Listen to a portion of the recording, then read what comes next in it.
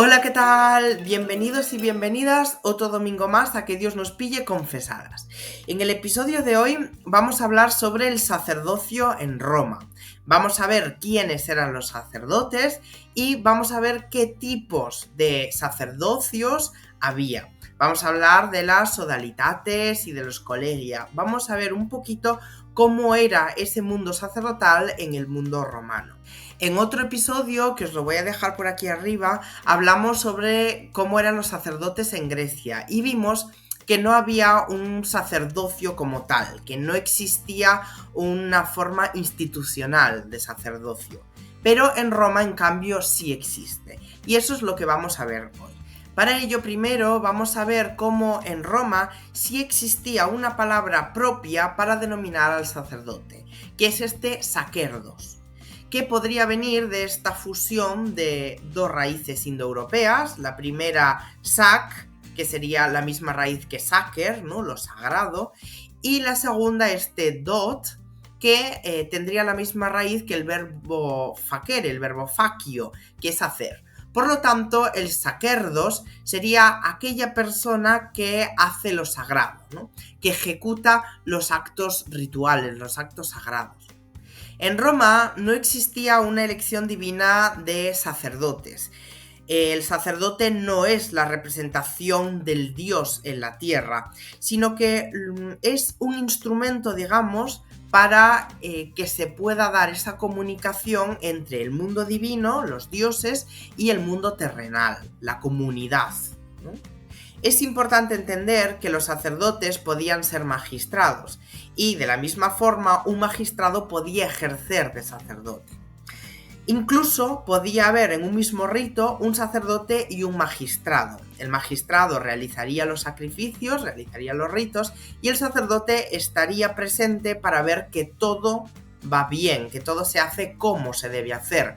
Ya sabéis que la religión romana es muy práctica y las cosas se tienen que hacer al dedillo. Los ritos tienen que salir perfectos. Y de no ser así, se tenía que volver a repetir el rito hasta que se realizase bien.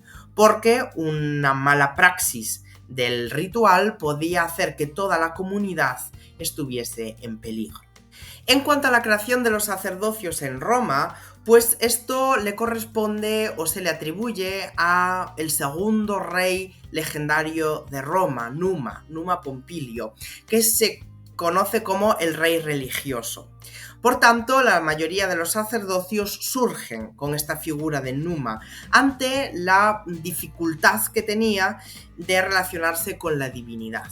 Se sabía que cada divinidad tenía una forma diferente de manifestarse y por ello también la comunicación debía ser diferente y se debía hacer de manera escrupulosa.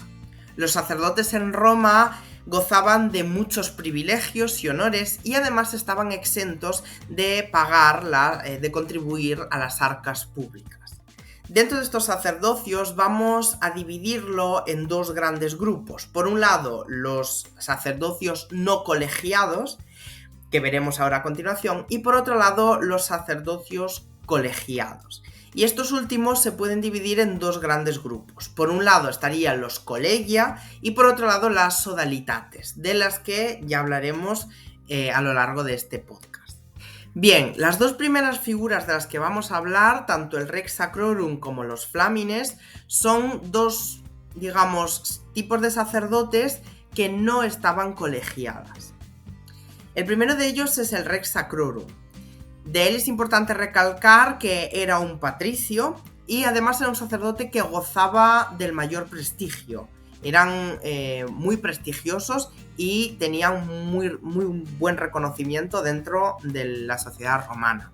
Parece que era un sacerdote de Jano, el dios Jano Bifronte, este dios con el gran templo en Roma, y también presidía los comitia calata, que eran estas asambleas arcaicas de la antigua Roma.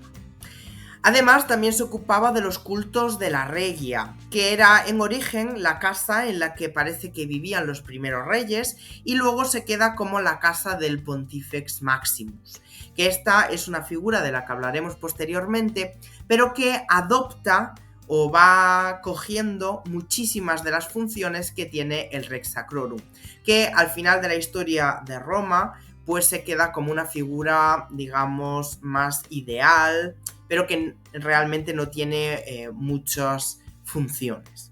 Se ha vinculado esta figura con el regifugium, que es un rito muy arcaico en el que tenía que hacer un sacrificio y luego salir corriendo.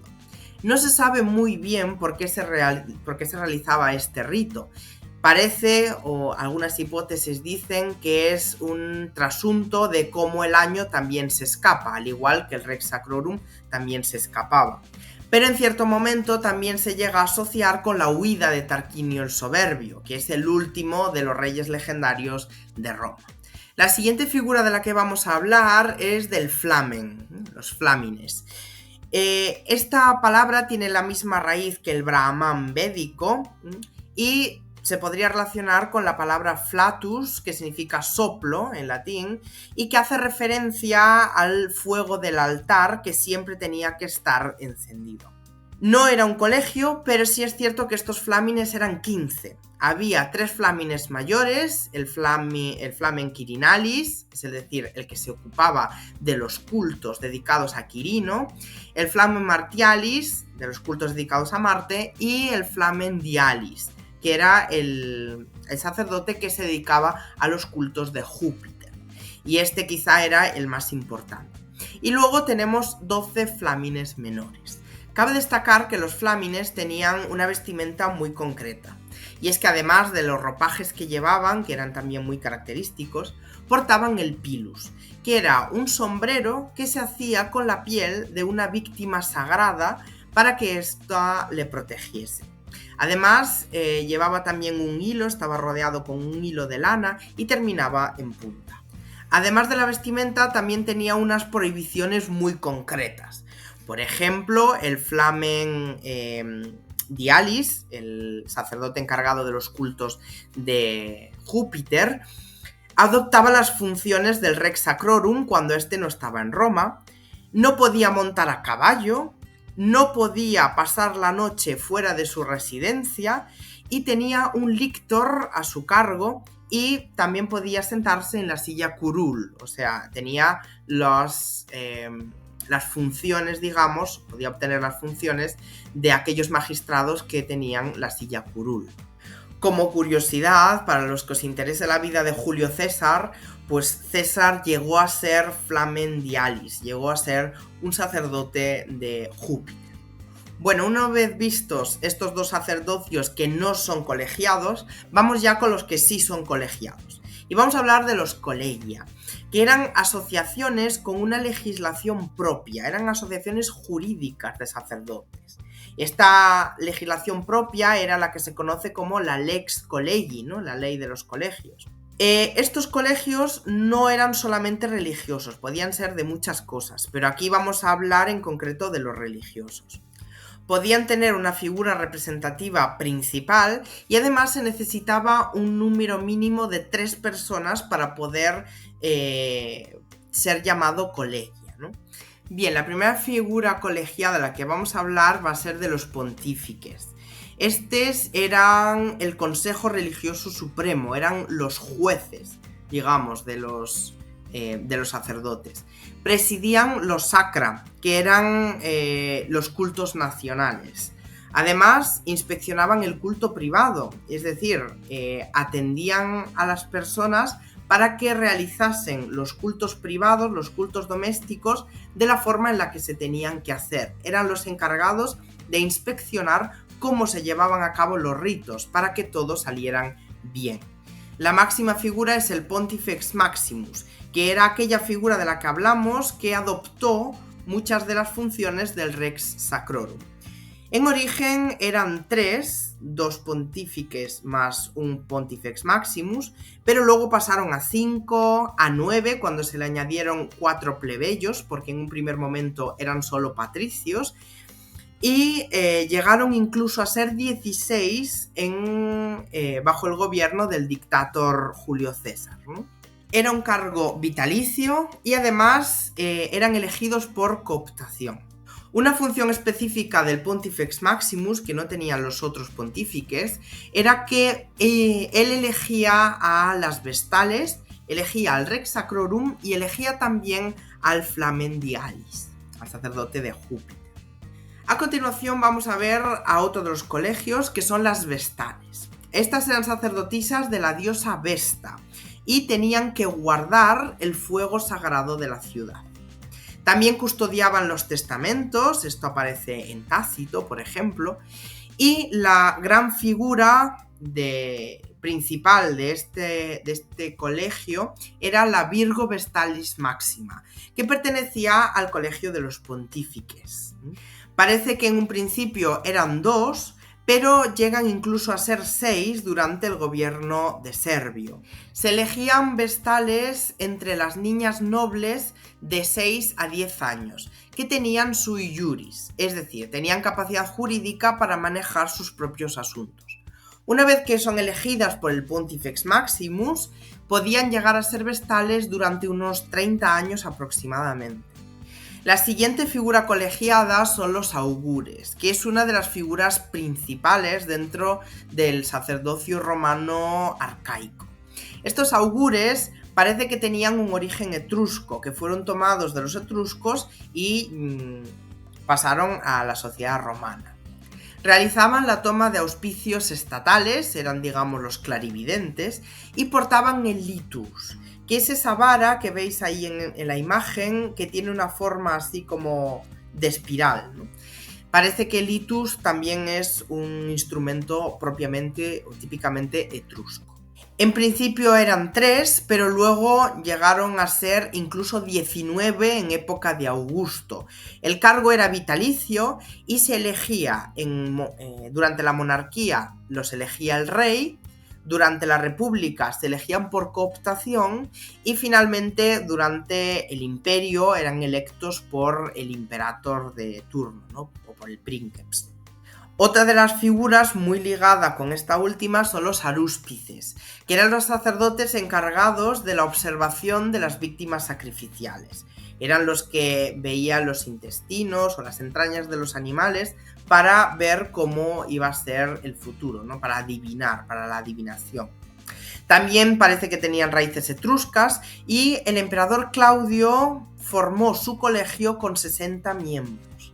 Luego tenemos a los Decemviri Sacris Facundis, que son literalmente estas personas que hacen las cosas sagradas, que tienen que hacer las cosas sagradas. Eran los que consultaban los libros sibilinos. Su nombre y su número varían a lo largo de la historia romana, porque por ejemplo al principio eran 2, por lo tanto no eran Decemviri, 10, sino que eran Duumviri, 2. Y llegan incluso a ser Quindecemviri, los 15.